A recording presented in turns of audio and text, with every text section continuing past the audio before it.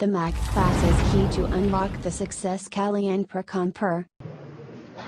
साथियों नमस्कार, मैं डॉक्टर विष्णुकांत आप सभी का स्वागत करता हूं द मैक क्लासेस की ऑनलाइन क्लासों पे। और आप हमसे हिंदी संस्कृत के लिए जुड़ते हो। हिंदी संस्कृत पे हम आपको संस्कृत के सेंट्रल टेट के विगत वर्षों के जो प्रश्न पत्रों को हल करा रहे हैं, उसी श्रृंखला पे हम आपको 5 पेपरों का हल करा चुके हैं।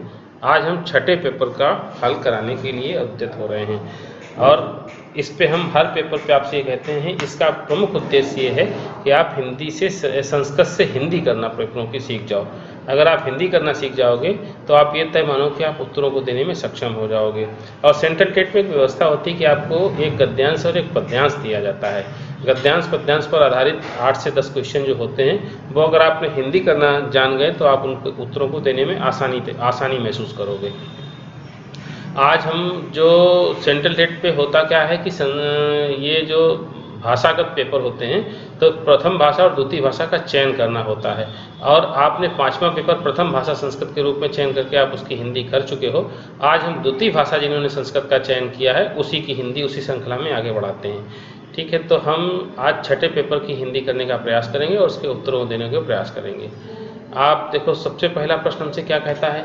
ये कहता है अधोलिखितम गद्यांशम पठित्वा, अधोलिखितम गद्यांशम पठित्वा तदनंतरम प्रदत्त प्रश्नानाम विकल्पात्मक उत्तरे समुचितम उत्तरम चित्वा लिखता।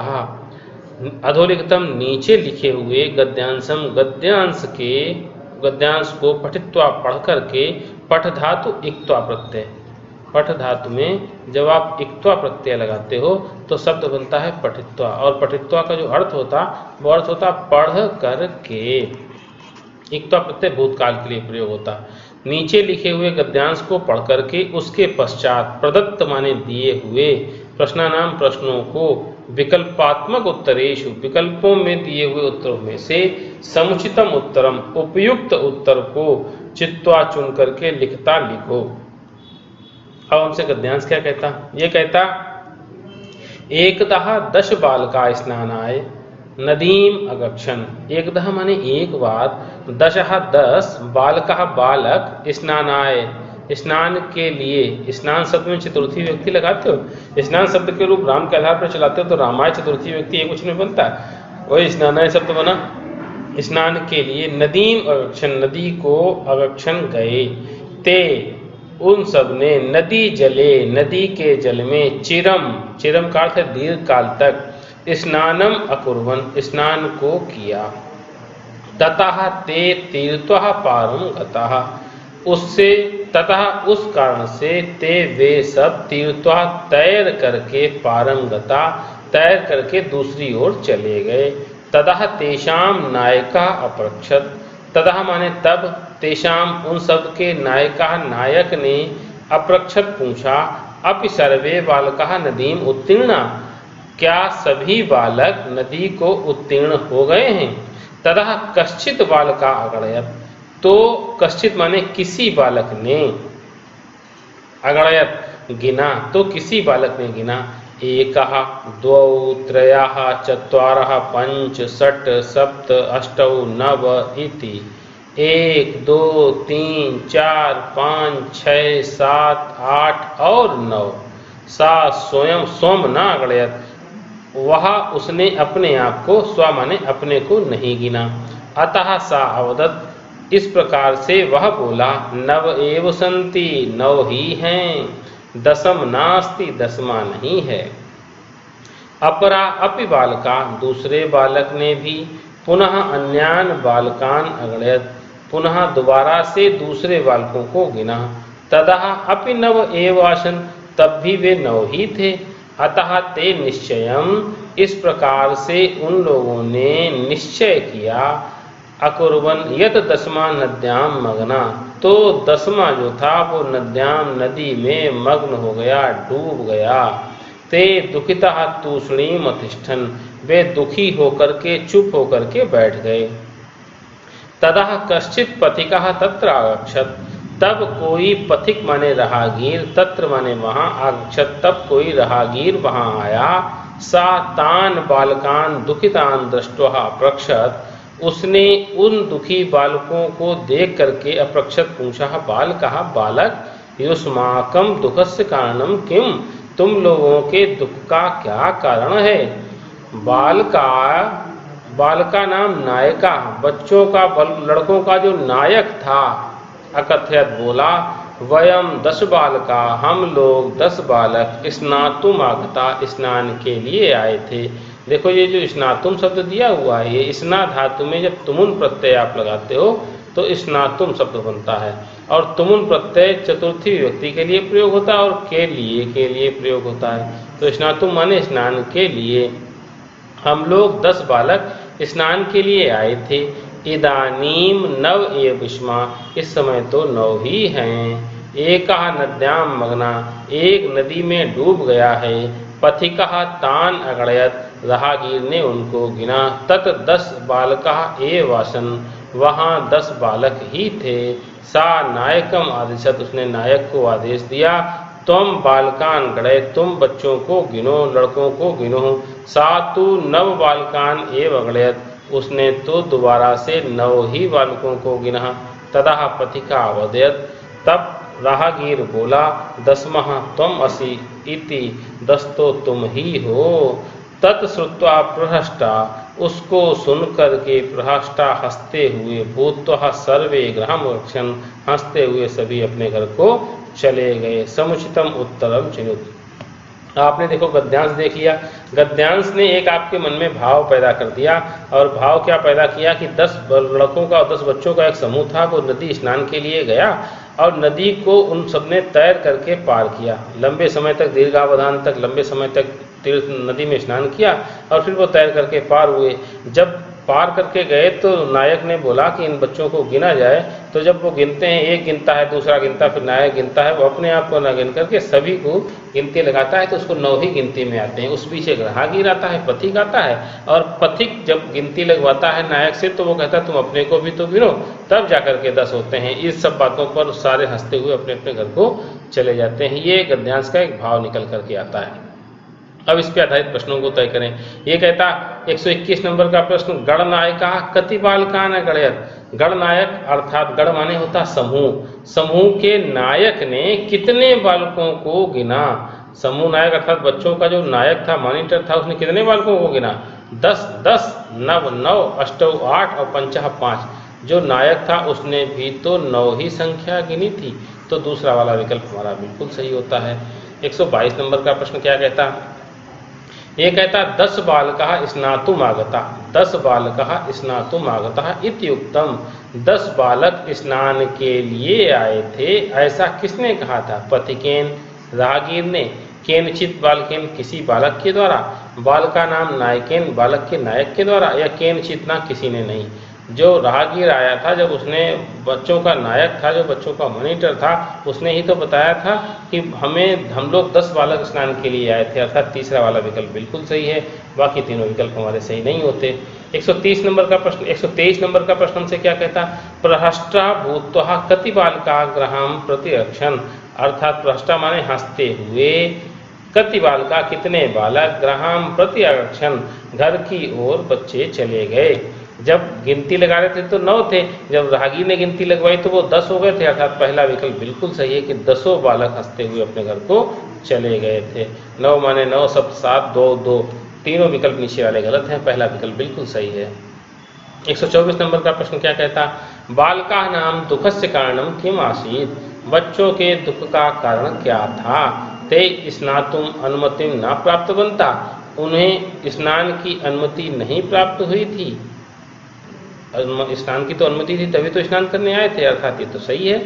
और पथिका तान कुत्रचित अन्यत्र अनयत, राहगीर उनमें से कहाँ से दूसरे स्थान से लाया था। नहीं, ये तो बिल्कुल नहीं। एक कहा बालका स्नातुम न इच्छन्ति, इसमें एक बालक उसमें स्नान करने की इच्छा नहीं रखता था, नहीं रखता था। और चौथा कहता एक कहा बालका नद्याम मग्ना, एक बालक नदी में मग्न हो गया है। इत्ते चिंतित बनता, इस कारण से वो चिंतित थे। देखो बालकों के दुख का कारण क्या था, वो अपने आप को ना गिन करके 9 ही गिनती लगा रहे थे, इसी कारण से तो सभी चिंतित थे, अर्थात चौथा वाला विकल्प बिल्कुल सही हो गया हमारा। 125 नंबर का प्रश्न क्या कहता, स्नातुम इत्यर्थे अत्र किम पदम प्रयुक्तम।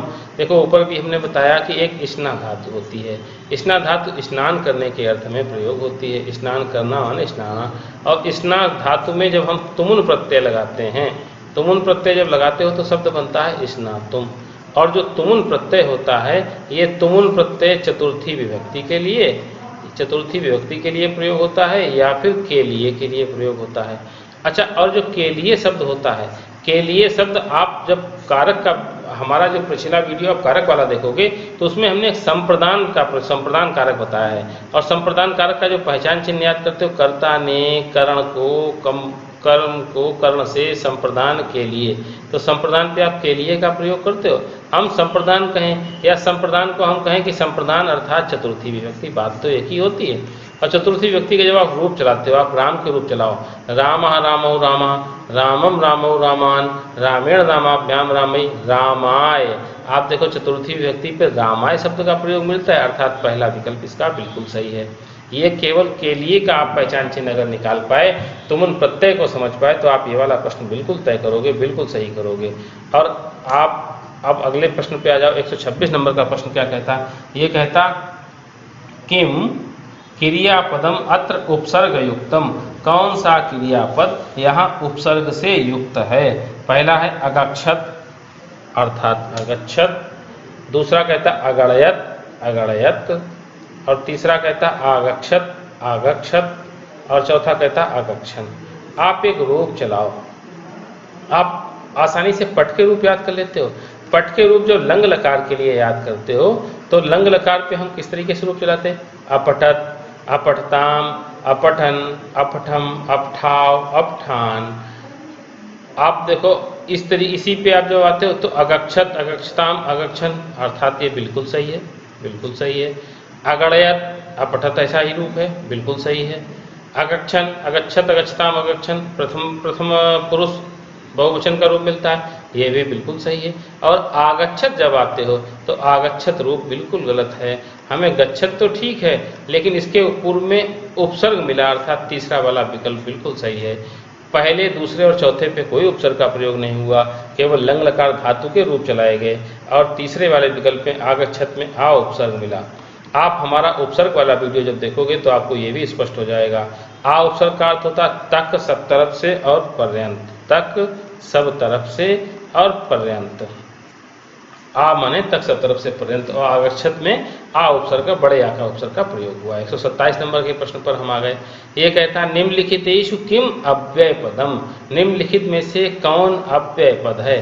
देखो अव्यय आप कहते किसको, जरा अव्यय शब्द को भी हम समझ लें। अव्यय शब्द दो शब्दों के योग से बना, आ धन व्यय।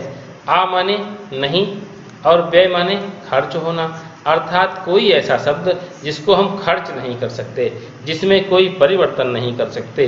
और अव्यय की एक परिभाषा होती, ऐसा कोई शब्द जो तीनों लिंगों में, तीनों वचनों में एक समान रहता, उसमें कोई परिवर्तन नहीं होता, उसी को हम अव्यय बोलते हैं।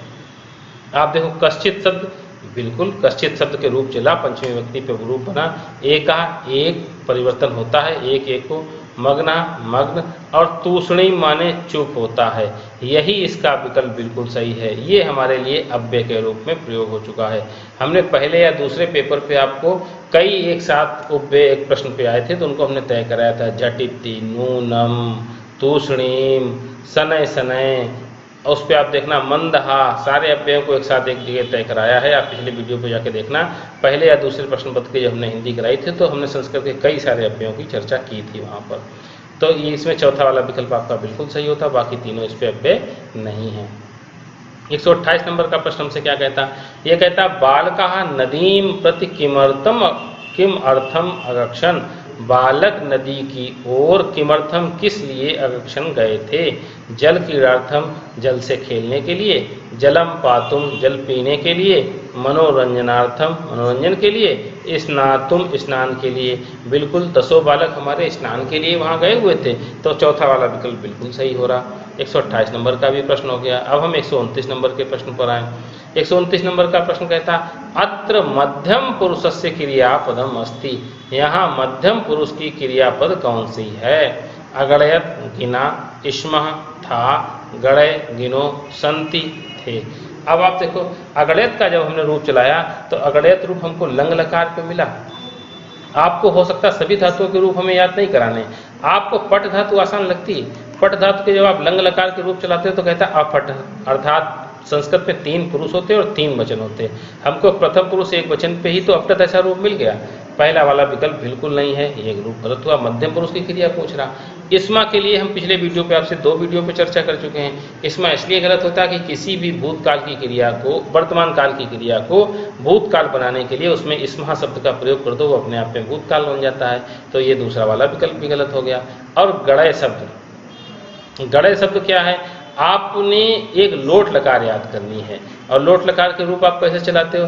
पठतु पठताम पठन्तु, पठ पठतम पठत, पठानि पठाव पठाम। अब देखो मध्यम पुरुष के एक वचन में पठ रूप जो आया यही तो कहता। और गणय माने क्या है? गणय लोट लकार मध्यम पुरुष एक वचन है, ये आदेश दे रहा। लोट लकार आज्ञार्थक में प्रयोग होती है और गणय माने गिनो, अर्थात गणय गिनो, और ये लोट लकार मध्यम पुरुष के, यही वाला विकल्प हमारा बिल्कुल सही होता है। और संति, अस्ति, स्तः, संति, ये प्रथम पुरुष बहुवचन का रूप है, ये भी गलत है, अर्थात तीसरा वाला विकल्प हमारा बिल्कुल सही होता है। 130 नंबर के प्रश्न के लिए फिर हमको एक गद्यांश देता है और गद्यांश की हिंदी करा करके हमसे फिर प्रश्नों को तय करवाएगा।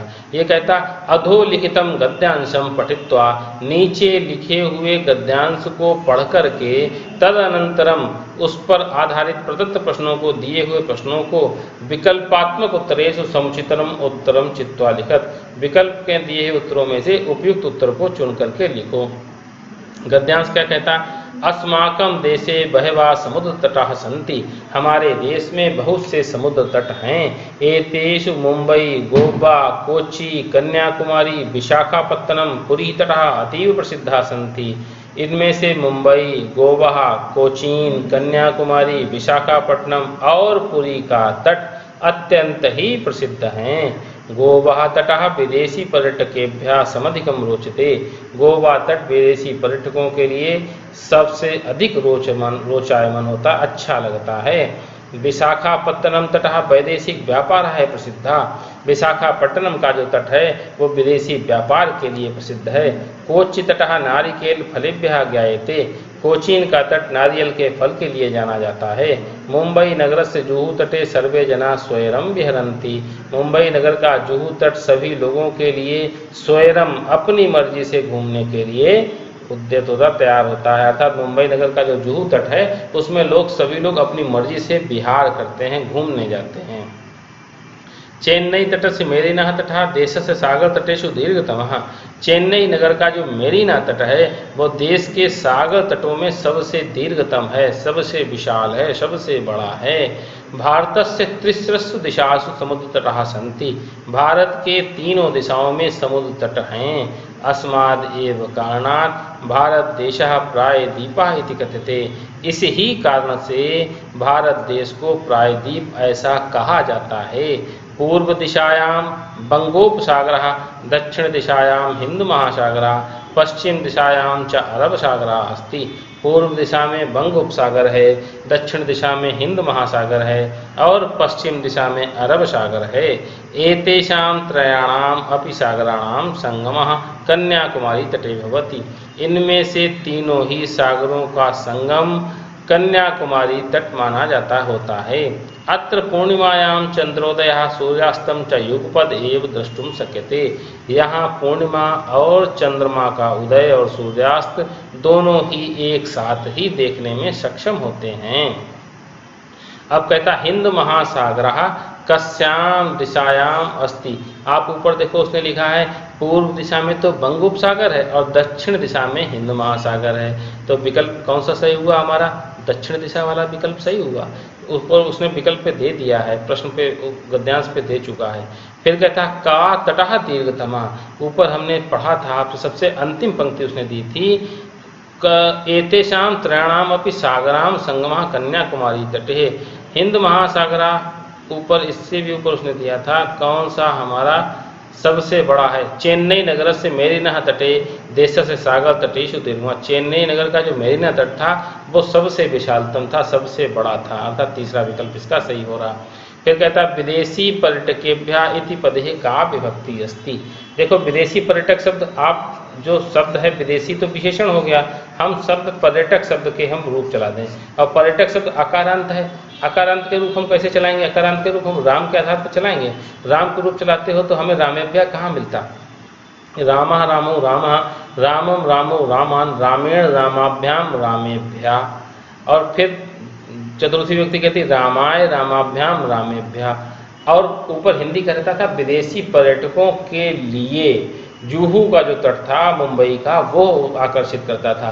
तो यहाँ पर के लिए शब्द के प्रयोग में चतुर्थी व्यक्ति तो ही आएगी। चतुर्थी हमने आपको कारक में भी बताया था, कर्ता ने कर्म को कर्ण से संप्रदान के लिए, संप्रदान में आप चतुर्थी व्यक्ति का प्रयोग करते हो, अर्थात दूसरा विकल्प सही है। होती तृतीया पे भी पर्यटकेभ्यः बनेगा, चतुर्थी पे भी बनेगा, लेकिन गद्यांश पर आधारित प्रश्नों का जवाब सदैव गद्यांश ही तय कराता है। हमें अपने मन से ये तय नहीं करना कि तृतीया होती तो तृतीया तय करेंगे। हमसे जो गद्यांश में विभक्ति दी गई है वाक्य में, वही विभक्ति को हमको तय करना होगा, अर्थात चतुर्थी व्यक्ति बिल्कुल ठीक होगी हमारी। अगला प्रश्न 133 नंबर का कहता इच्छानुसारम इत्यर्थे अत्र किम पदम प्रयुक्तम।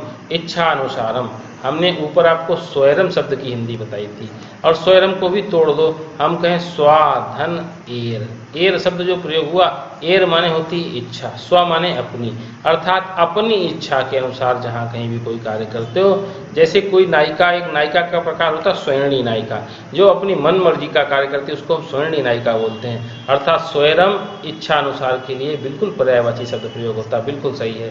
फिर भी तीनों की हिंदी कर लें। विहरन्ति माने भ्रमण करते हैं, संगमा माने संगम, रोचते माने अच्छा लगता है, अर्थात इन तीनों के विकल्प नहीं सही हैं। पहला वाला विकल्प बिल्कुल सही है, इच्छानुसार मतलब स्वैरम।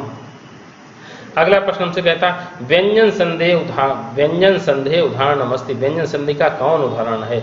हम चारों का विच्छेद करते हैं। फिर भी आप संधि विच्छेद के लिए हमारे संधि वाले वीडियो पे आप जाकर देखोगे तो आप संधि बिल्कुल अच्छी तरीके से स्पष्ट करने में सक्षम हो जाओगे। आप संधि, समास और उपसर्ग जो आपके इससे रिलेटेड वीडियो मिलते हैं उनको आप हमारे लिंक पर जाकर के देख सकते हो, और अच्छे से तब आपको इनकी संधियाँ आसान हो जाएंगी। फिर भी जो चारों विकल्पों पर आए हुए शब्द हैं इनको हम यहाँ पर विच्छेद करने का प्रयास करते हैं। शब्द है चंद्रोदय। चंद्रोदय शब्द पे देखो, आप ओ की मात्रा से इस शब्द को तोड़ते हो, शब्द विच्छेद हुआ तो बना चंद्र धन उदय। चंद्र का आ निकला और उदय का ऊ मिला, ओ की मात्रा का तय कराया। ओ की मात्रा हमें गुण संधि के लिए कहती है, अर्थात ये इस पे व्यंजन संधि नहीं हो सकती। गुण संधि तो स्वर संधि का भेद है। सूर्यास्तम विच्छेद करो तो सूर्य धन अस्तम, सूर्य धन अस्तम बना। आ की मात्रा मिल रही हमको, ये दिल संधि के लिए कहता है, और दिल संधि भी तो स्वर संधि का उदाहरण है। अगला कहता है युगपदेव। इस शब्द को तोड़ दो आप, युगपदेव। हमने एक संधि का नियम बताया था, एक जसत्व संधि होती संस्कृत के। जसत्व संधि कहती किसी भी वर्ग का पहला अक्षर यदि किसी स्वर या व्यंजन से योग करता है तो वह अपने वर्ग के तीसरे अक्षर में बदल जाता है। आप देखो युगपद शब्द को जब तोड़ते हो तो युग धन पत एव, ता पहला अक्षर है, ए स्वर से योग किया, ता दा पे बदल गया, शब्द बन गया युगपदेव, अर्थात तीसरा विकल्प बिल्कुल सही है। इससे मिलता जुलता तो शब्द हमने आपको उदाहरण पे तय कराए थे। हमने सदाचार तय कराया था, हमने जगदीश तय कराया था, हमने जगदाधार तय कराया था। तो ये संधि, इस पे आपकी व्यंजन संधि तय होती, तीसरा विकल्प बिल्कुल सही है। अगर बंगोपसावरा शब्द को तोड़ दें इस पे ओ की मात्रा से ही टूटेगा, गुण संधि तय होगी। गुण संधि तो स्वर का है, बंग धन उपसागर, तो गुण संधि तो स्वर संधि का भेद होगा। तो 134 नंबर का तीसरा वाला विकल्प सही है, युगपदेव। अगर आपको जरा सी भी इस पे समस्या आती है तो आप ये मानो आपको संधि वाले वीडियो पे जाके देखना ही होगा, और संधि के वीडियो से आपको इस पे आसानी हो जाएगी संधि करने पर। अस्माकं देशे कति समुद्र तटः सन्ति, अर्थात हमारे देश में कितने समुद्र तट हैं? ये कहता पंचः 5 हैं, सटः 6 हैं, त्रयः 3 हैं, और बहवा बहुत से हैं। ऊपर आपसे विकल्प पे उसने दे चुका है, अस्माकं देशः समुद्र भारतस्य त्रिषु दिशासु समुद्र तटः सन्ति, अर्थात भारत के तीनों दिशाओं में समुद्र तट हैं। तीसरा वाला विकल्प बिल्कुल सही है, त्रय माने 3, ये वाला विकल्प सही होता। अगला कहता पठन संबद्ध निम्नलिखित परीक्षणे भवान भवती कथम करिष्यति।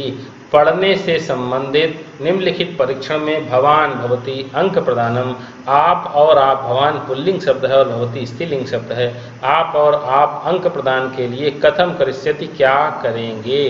धर्मशाला कुत्र विद्यते, धर्मशाला किसी जगह का नाम है हिमाचल प्रदेश में। ये कहता धर्मशाला कुत्र विद्यते, धर्मशाला कहाँ विद्यमान है।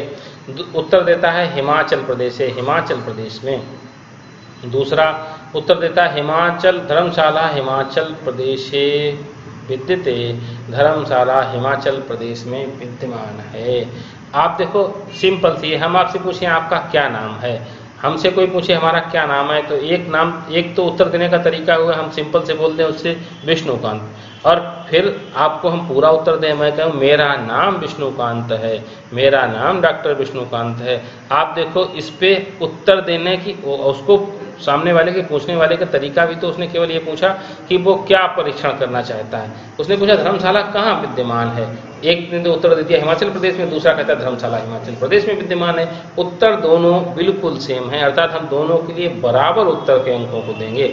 यदि प्रश्न पे पूछने का तरीका बदलता, वो कहता हमको उत्तर इस फॉर्मेट पे चाहिए, इस प्रारूप पे चाहिए, तो हम अंक काटने की बात तय हो सकती है, लेकिन ऐसे प्रश्न पे हमको अंक काटने का कोई अधिकार नहीं होता। इस पे हम दोनों को बराबर बराबर अंक देंगे और जो भी विकल्प हमको सही लगेगा उसको हम सही कर देंगे।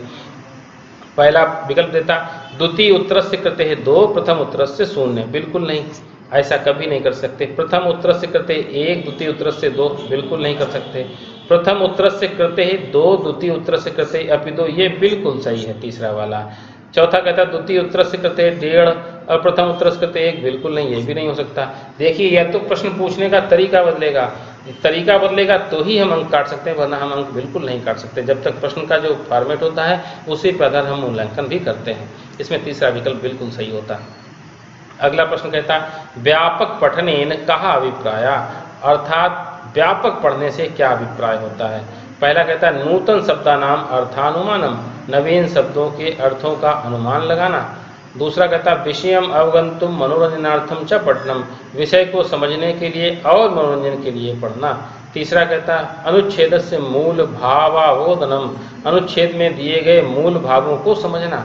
चौथा कहता पाठ्य वस्तुनः संपूर्ण भाव से स्पष्टीकरणम, पाठ्य वस्तु के संपूर्ण भावों को स्पष्टीकरण करना। आप देखो पाठ्य वस्तु के व्यापक पढ़ने का मतलब तो यही है कि पाठ्य वस्तु में जो कुछ भी संपूर्ण भाव निकल के आएगा उन सबको हम स्पष्ट करने में सक्षम हो जाएं, अर्थात चौथा विकल्प बिल्कुल सही है। 138 नंबर का प्रश्न क्या कहता है हमसे, ये कहता श्रवण कौशलस्य मूल्यांकनार्थम, श्रवण कौशल के मूल्यांकन के लिए शिक्षकेण प्रयुक्त, शिक्षक के द्वारा प्रयुक्त गतिविधिषु किम समीचीनम, श्रवण कौशल के मूल्यांकन के लिए शिक्षक के द्वारा प्रयुक्त विभिन्न गतिविधियों में से कौन सी उपयुक्त है। पहला छात्रैः दृष्ट सामग्र्या विस्तरेण व्याख्या, छात्रों के द्वारा दृष्ट सामग्री की विस्तार पूर्वक व्याख्या। दूसरा कहता है छात्रैः दृष्ट छायाचित्राणाम समीक्षा, छात्रों की दृष्ट छायाचित्र के द्वारा समीक्षा। तीसरा कहता शुद्ध सामग्र्या विश्लेषण, सुनने की सामग्री का विश्लेषण। और चौथा कहता उच्च स्वरेण पाठ पठनम, उच्च स्वर में पाठों का पढ़ाना। आपसे प्रश्न कर रहा था सुनने के कौशल के मूल्यांकन के लिए शिक्षक के द्वारा विभिन्न गतिविधियों में से कौन सी गतिविधि सबसे उपयुक्त होगी सुनने के लिए। ऊपर वाले दोनों विकल्प तो देखने की बात करते हैं, अर्थात दोनों गलत हो गए। तीसरा वाला सुनने की सामग्री का विश्लेषण कर रहा है, अर्थात तीसरा विकल्प बिल्कुल सही हो रहा। 138 नंबर वाले का तीसरा वाला विकल्प बिल्कुल सही होता। 139 नंबर का प्रश्न हमसे क्या कहता है, ये कहता प्रच्छा आश्रित अधिगमनम इत्यस्य लक्षणम कुत्र, पूछने पर आश्रित सीखना इसका क्या लक्षण हुआ करता है। पहला कहता शिक्षक पूछने आधारित अधिगमन पूछ रहा है, शिक्षक कार्यम स्पष्टीकृत अधिगमनार्थ सहायम करोति, शिक्षक कार्य को स्पष्ट करने के लिए अधिगमनार्थ सीखने के लिए सहायता करता है। और दूसरा कहता छात्र स्वजिज्ञासम प्रकटीकुर्वन्ति, छात्र अपनी जिज्ञासा को प्रकट करते हैं। और तीसरा कहता ऊपर लिखित प्रथमम द्वितीयं ऊपर लिखितम 1 2 4, अर्थात ऊपर लिखे हुए दोनों पहला और दूसरा। और चौथा विकल्प कहता केवलम द्वितीयम, केवल दूसरा। प्रश्न हमसे कहता था पूछने पर आधारित सीखने का क्या लक्ष्य, पूछने पर आधारित। पहला विकल्प कहता शिक्षक कार्य स्पष्ट करते हुए सीखने के लिए सहायता करता है। और दूसरा कहता इसमें दूसरा विकल्प बिल्कुल सही होता, छात्र अपनी जिज्ञासा। कोई भी पूछने का आधारित तभी तो तय होता जब बच्चा उसके प्रति जिज्ञासा जाहिर करने लगे, नहीं हमको ये चीज़ सीखनी है, तो दूसरा विकल्प सही होता। और इस प्रश्न के आधार पर हमको चौथा विकल्प सही करना, केवलम द्वितीय, केवल दूसरा, अर्थात पहले दूसरे दोनों ना होकर के केवल दूसरा वाला। अगला प्रश्न कहता हितम मनोहारी च दुर्लभम वचा, अर्थात हितकारी और मनोहर वचन दुर्लभ होते हैं। इत्रत छंद्रास्ति, इसमें कौन सा छंद है। वंशस्थ, अनुष्टुप, इंद्रवज्रा, उपेंद्र वज्रा। देखो ये संस्कृत के वाणिज्य छंदों में गिनती की जाती है। इंद्र वज्रा और उपेंद्र वज्रा में 11 वर्ण होते हैं, वंशस्थ में 12 वर्ण होते हैं। आप लोग जब यूपी टेट की तैयारी करते हो तो यूपी टेट में हम छंदों के बारे में आपको बताते हैं। एक ग्रंथ है किरातार्जुनीयम, किरातार्जुनीयम। और किरातार्जुनीयम किसका लिखा हुआ है? किरातार्जुनीयम महाकवि भारवी का लिखा हुआ है। भारवी का जो किरातार्जुनीयम में हमारे 18 सर्ग हैं। 18 सर्ग में जो पहला सर्ग है उसमें पूरे सर्ग में वंशस्थ छंद का प्रयोग हुआ है। वंशस्थ में 12 वर्ण होते हैं। आप ऊपर वाली पंक्ति पे देख लो, वर्ण गिन लो, निश्चित रूप से 12 तय होंगे। 1 2 3 4 5 6 7 8 9 10 11 12।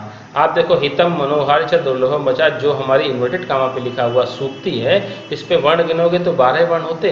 और 12 वर्णों में संस्कृत में हमारा वंशज छंद तय होता, अर्थात पहला वाला विकल्प बिल्कुल सही है।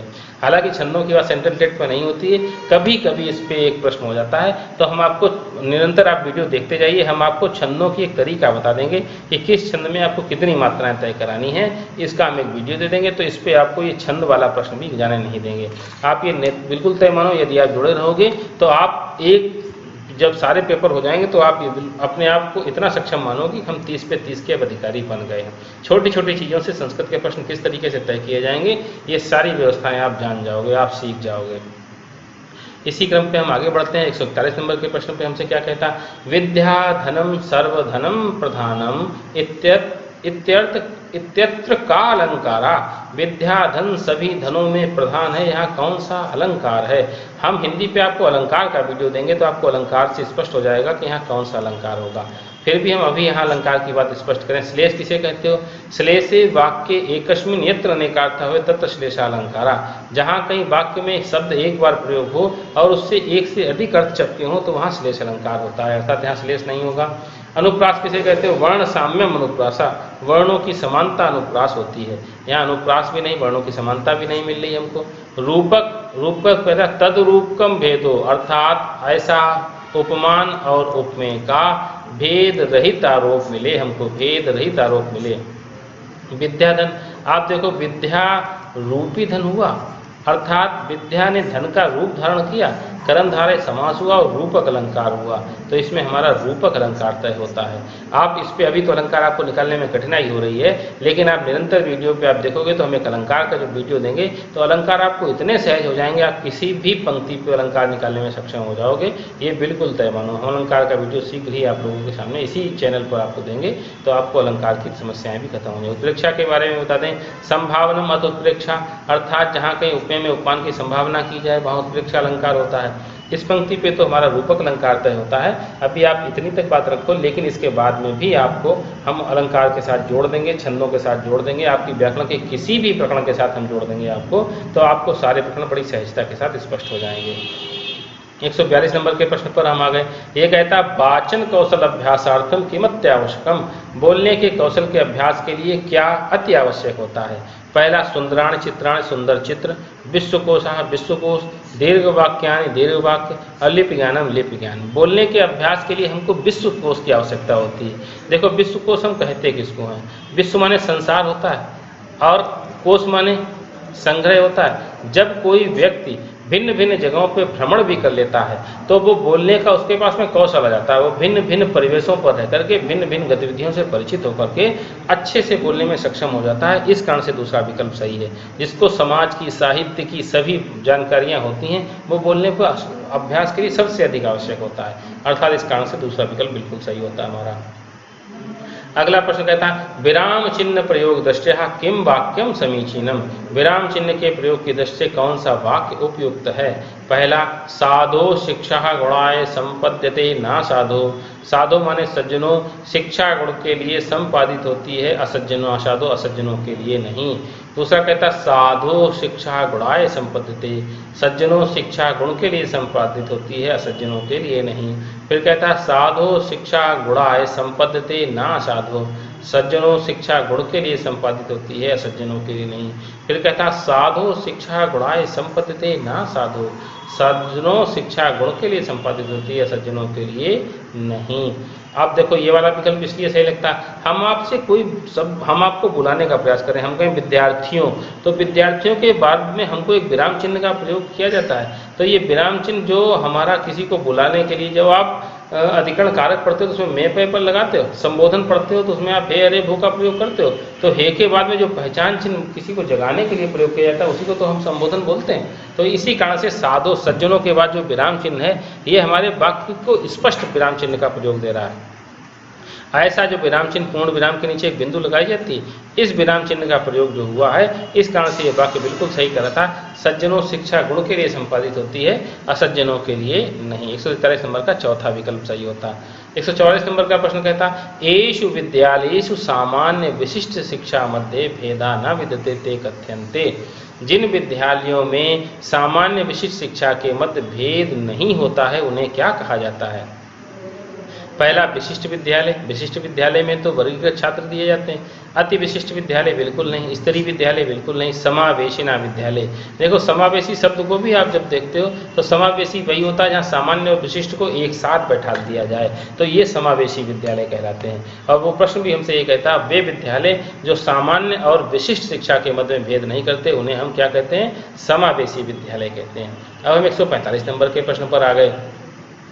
ये कहता सत्रस्य अन्ते, सत्र के अंत में सर्वेषां कौशलानाम, सभी के कौशलों को, श्रवण भाषण पठन लेखन कौशलानाम, सुनना बोलना और पढ़ना लिखने के कौशल को, मूल्यांकन से उद्देश्य अस्ति, मूल्यांकन का उद्देश्य है। पहला छात्राणाम भाषाम प्रति प्रवृत्ति आकलन, छात्रों के भाषा के प्रति प्रवृत्ति का आकलन।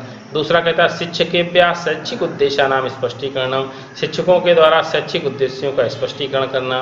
तीसरा कहता है छात्राणाम भाषा संबद्ध पूर्ण संपूर्ण दक्षता आकलनम, छात्रों की भाषा से संबंधित संपूर्ण दक्षता का मूल्यांकन करना। चौथा कहता है छात्राणाम भाषा संबद्ध रुचि मापनम, छात्रों की भाषा से संबंधित रुचि का मापन। ऊपर उसने कहा सत्र के अंत में सभी के कौशलों का, और जिन कौशलों में उसने शामिल किया सुनना बोलना पढ़ना लिखना कौशल के मूल्यांकन का उद्देश्य है। कोई भी छात्र जब भाषा से संबंधित संपूर्ण दक्षता को हासिल कर लेगा तो उपयुक्त लिखे हुए जितने भी हमारे कौशलों की चर्चा की गई उन सबका मूल्यांकन करने में हम सक्षम हो जाएंगे। भाषा तो व्यक्ति तभी बोल पाएगा जब वो कुछ सुनेगा, कुछ बोलने में सक्षम होगा। भाषा है उसमें व्याकरणिक प्रयोग करके लिखने का कौशल भी जानेगा, अर्थात तीसरा विकल्प बिल्कुल सही होता है। 146 नंबर का प्रश्न ई लर्निंग इत्यनेन अभिप्राय अस्ति, ई लर्निंग से क्या अभिप्राय होता है? देखो ई लर्निंग एक बार हम और भी तय कर चुके हैं प्रश्न पे।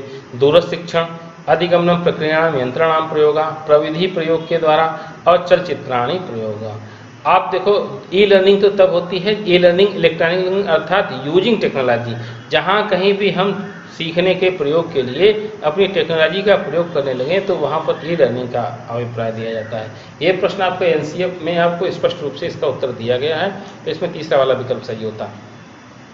147 नंबर का प्रश्न क्या कहता है? आगमन उपागम इत्य अनेन अभिप्राय अस्ति। देखो आगमन आप लोग जानते हो, आने कहते हैं, लेकिन उपागम किसे कहते हो?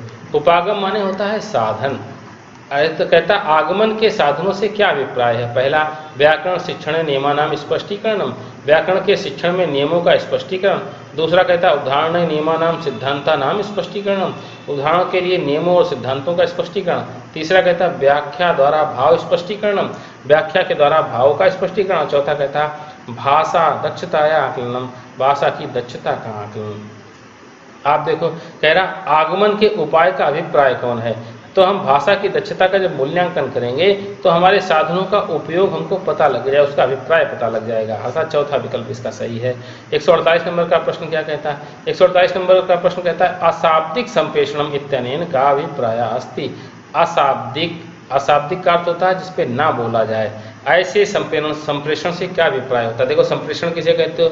जब हम अपने भावों को दूसरे के प्रति व्यक्त करते हैं उसको हम संप्रेषण बोलते हैं। और अशाब्दिक जहाँ हम शब्दों का प्रयोग ना करें। पहला विकल्प कहता उक्त शब्द अर्थात कहे हुए शब्द, भाव भंगिमाएं, बोलते समय जो हमारे भाव के जो भंगिमाएं बनती हैं उनका प्रयोग करना। तीसरा संख्या, और चौथा कहता मुद्रित शब्द, छपे हुए शब्द। जब हम अशाब्दिक शब्दों का प्रयोग नहीं करेंगे, देखो भाषा हमारी तीन तरीके से प्रयोग में आती है। एक तो लिखित भाषा होती, एक पठनीय भाषा होती है और तीसरी सांकेतिक व्यवस्था होती है। कुछ ऐसे शब्द होते हैं जिनको हम संकेतों के माध्यम से सामने को स्पष्ट करते हैं। कोई व्यक्ति आप घर पे भी पूछता है कि आप खाना खाओगे, आप कभी कभी सर हिला देते हो, यही सांकेतिक है, ये अशाब्दिक संप्रेषण है, अर्थात दूसरा विकल्प इस कारण से सही होता है। 149 नंबर का प्रश्न कहता है निम्नलिखित कथनेषु किम कथनम साहचर्य समूह अधिगमन प्रक्रिया लक्षणम न प्रदर्शयति। निम्नलिखित कथनों में से कौन सा कथन साहचर्य समूह सहभागिता के समूह को सीखने की प्रक्रिया का लक्षण प्रदर्शित नहीं करता। पहला कहता छात्र अभ्यासार्थम कक्षायाम अधिकः काला लभ्यते, छात्र अभ्यास के लिए कक्षा के अधिक समय तक लाभ उठाते हैं। दूसरा कहता शांतिपूर्ण व्यवस्थित कक्षा। तीसरा कहता शिक्षक केंद्रित कक्षाया व्यवस्था एक वैकल्पिक व्यवस्था। और चौथा कहता हतोत्साहिनः छात्राः समवयस्क मित्रैः अभिप्रेरिता भवन्ति। हतोत्साहित छात्र अपने उम्र के मित्रों के साथ अभिप्रेरित होते हैं। लेकिन वो ऊपर कहता है कि कौन सा कथन साहचर्य सहभागिता के समूह को सीखने की प्रक्रिया का लक्षण प्रदर्शित नहीं करता। शांतिपूर्ण जो व्यवस्थित कक्षा है इसकी बात आपको, ये साहचर्य समूह की बात बिल्कुल नहीं होती है। इसमें जो सहभागिता वाली कक्षा होती है इसमें एक तो बच्चा अधिक समय तक टिके, और दूसरा शिक्षक केंद्रित व्यवस्था, और चौथा हतोत्साहित छात्र अपने मित्रों के साथ अभिप्रेरित हों, अर्थात दूसरा वाला विकल्प इसका गलत लगता है। 150 नंबर के प्रश्न पर आ गए। वाचन प्रक्रिया संदर्भे, बोलने की प्रक्रिया के संदर्भ में अनुमान इत्यनेन का अभिप्राय, अनुमान शब्द से क्या अभिप्राय है। अनुच्छेदोक्त कथनेन अनुक्तस्य भावबोधनम, अर्थात अनुच्छेद में कहे हुए कथन के द्वारा न कहे हुए भावों को समझना। दूसरा कहता है अनुच्छेदस्य विभिन्न अंगेषु निहित सूचनासु परस्परम संबंध स्थापनम, अनुच्छेद के विभिन्न अंगों में दी हुई सूचना में परस्पर संबंध स्थापित करना। तीसरा कहता है पाठ्य वस्तु अधिकृत स्पष्टकृत तत्वानाम अनुमानम, पाठ्य वस्तु को अधिकृत करते हुए स्पष्टीकृत तत्वों का अनुमान लगाना। और चौथा कहता नूतन शब्दानाम अर्थ स्पष्टीकरण, नवीन शब्दों का अर्थ स्पष्ट करना। ये कहता बोलने की प्रक्रिया के संदर्भ में अनुमान क्या का अभिप्राय क्या है। हमने कोई बात किसी अनुच्छेद में कही और कहने के बाद में हम उस पर जो ना कहा गया भी भाव समझ जाएं। जैसे ऊपर हम गद्यांश पढ़ रहे थे तो गद्यांश पे हमने देखा कि 10 लोग तो गए थे नदी नहाने के लिए और एक अपने आप को नहीं गिरा, तो गद्यांश को पढ़ते समय में स्पष्ट हो गया कि अपने आप को नहीं गिरना है। तो जो ना कहा हुआ उस भाव को भी हम समझ गए। इस कारण से पहला वाला विकल्प बिल्कुल सही होता है। आज आपने 120 से 150 तक के प्रश्नों को एक बार के पेपरों को तय किया है और ये क्रम हमारा श्रृंखला पे 6 प्रश्न पत्रों को हम 6ठे प्रश्न पत्र को हल कर रहे हैं। इसी क्रम पे हम विगत सारे प्रश्न पत्रों को हम आपको हल करा के तय करा देंगे। तब तक के लिए आप देखते रहिए, जुड़े रहिए हमसे। द मैक क्लासेस को आप लिंक पे जाकर के संधि समास के भी वीडियो देखिएगा, तो उससे आपको जो व्याकरणिक वाला पोर्शन है वो भी आपका तय होना शुरू हो जाएगा और धीमे धीमे करके आप अपने आप को निश्चित रूप से सक्षम मानोगे। हिंदी संस्कृत आपकी पुष्ट होती चली जाएगी। हमसे जुड़े रहिए, देखते रहिए द मैक क्लासेस। धन्यवाद। The Mac Classes key to unlock the success Kalyan Prakanpur.